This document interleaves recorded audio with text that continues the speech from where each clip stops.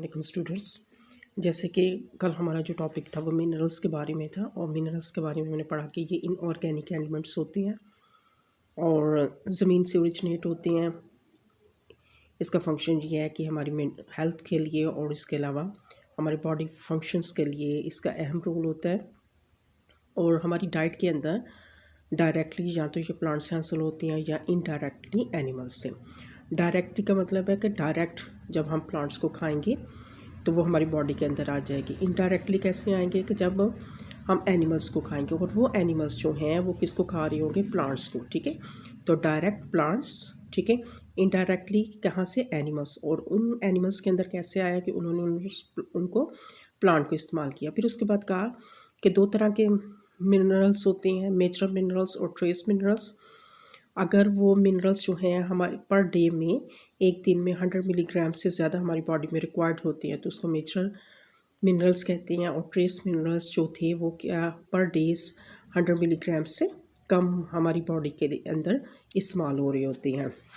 आज जो हमने पढ़ना था वो रोल इसका देखना था मिनरल्स का हमारी बॉडी के अंदर, मेजर मिनरल्स का और ट्रेस मिनरल्स का। मेजर मिनरल्स जिसके अंदर sodium, potassium, chloride, calcium, magnesium and phosphorus. Sodium, fluid balance in the body, हमारी बॉडी के अंदर फ्लूइड बैलेंस जो है उसको, वाटर एंड सॉल्ट की जो कंसनट्रेशंस हमारी बॉडी के अंदर होते हैं उसको मेंटेन करने में हेल्प करता है।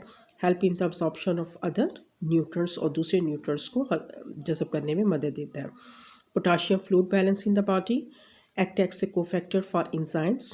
कोफैक्टर की आपने डेफिनेशन क्या दी थी कि कुछ इंजाइम्स को अपने वर्क करने के लिए एडिशनल कंपोनेंट की ज़रूरत होती है और वो एडिशनल कंपोनेंट जो होता है वो नॉन प्रोटीन का होता है और उसको नाम दिया कोफैक्टर। कोफैक्टर हमने कहा ऑर्गेनिक भी होती हैं और इनऑर्गेनिक भी।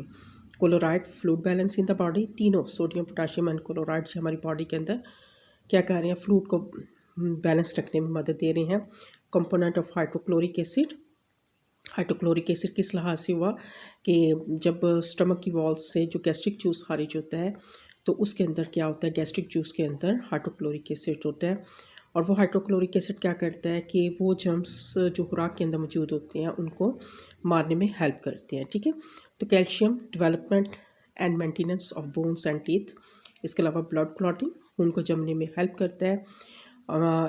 इसके अलावा ये तीनों जो है sodium, potassium, chloride important for muscles contraction, muscles को कंट्रैक्ट करने में हेल्प करता है। Nerve impulses transmission, nerve impulses transmission क्या था कि हमारे मैसेज जो होती हैं हमारे ब्रेन से, सेंट्रल नर्वस सिस्टम से डिफरेंट पार्ट्स को जा रही होती हैं और डिफरेंट पार्ट्स से हमारे ब्रेन एंड स्पाइनल कॉर्ड को आ रही होती हैं। वो मैसेज जो होती हैं वो किस सूरत में कन्वे होती हैं, in the form of nerve impulses.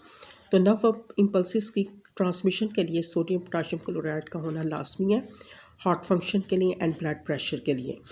इसके बाद magnesium and phosphorus, development and maintenance of bone and teeth के लिए। तो कैल्शियम, मैग्नीशियम, फास्फोरस जो है ये किसके लिए, हमारी बोन एंड टीथ के लिए चाहिए।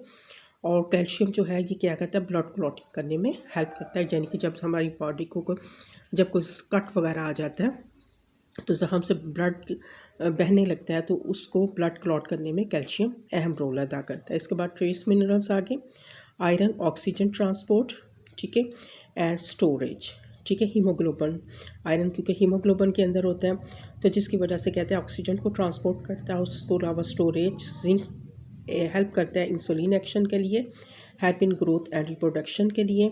और आयरन और जिंक जो है एक्ट ऐसे इंजाइम को factor support immune function. Immune function क्या होता है, हमारी बॉडी के अंदर इम्यूनिटी सिस्टम होता है, यानी कि वो सिस्टम जिसकी वजह से हम डिफरेंट डिजीज़ के साथ मुकाबला करते हैं उसको हम इम्यून सिस्टम कहते हैं। कॉपर एक्ट ऐसे enzyme cofactor, chromium help in the insulin action, fluoride stabilize bone, minerals hardens tooth enamel. Enamel क्या है, दांतों की बाहर वाली जो लेयर होती है जिसकी वजह से दांतों के अंदर चमक पैदा होती है उसको एनिमल कहते हैं और उसको क्या करता है, सेहत करता है। Fluoride, iodine essential for normal thyroid function.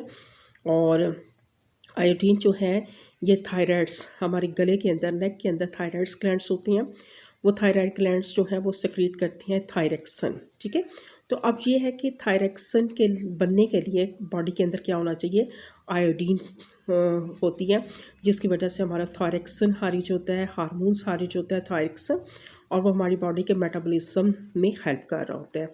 अगर आयोडीन की कमी बॉडी के अंदर हो जाए तो थायराइड्स ग्लैंड्स थायरक्सिन हारिस नहीं करता है, जिसकी वजह से हमारी थायराइड्स ग्लैंड जो होती हैं वो इनलार्ज हो जाती हैं और उस डिजीज़ को हम गाइटर की बीमारी कहते हैं। ठीक है, तो इस तरीके से इनका रोल आ जाएगा, important minerals in human diet and their roles. ठीक है, तो स्टूडेंट्स ये या तो शॉर्ट क्वेश्चंस के तौर पे आ जाता है, right a note of potassium या कैल्शियम, या एमसीक्यू वगैरह में आ जाता है, जैसे कि आ जाता है help in hydrochloric component of the hydrochloric acid option दे दिया, क्लोराइड पोटाशियम सोडियम, इस लिहाज से आ सकता है।